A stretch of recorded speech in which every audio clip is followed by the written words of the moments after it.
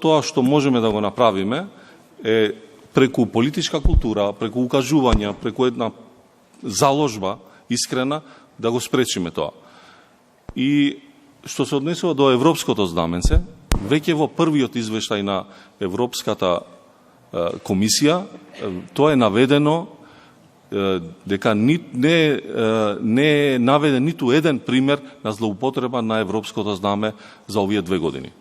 Се злоупотребува последниве 2 години, ќе морам да го коригирам тука председателот на Собранието, скратената постапка како таква, и тоа е нотирано и во последниот извештај на Европската комисија од 2025 година, скратената постапка за закони за кои што треба да одат во редовна постапка. А зошто? Затоа што сите закони се политики на оваа држава. Владе во последно време една сериозна дисциплина во владата и опомени од страна на премиерот, од страна на вице-премиерите ги предупредуваат министрите да не поднесуваат закони по брза постапка. Има одреден дел закони кои што се усвојуваат по брза постапка, односно се нудат за усвојување во брза постапка, потоа зависи нели од парламентот како ќе ги усвои, затоа што за нив треба да речеме се менува еден член од законот.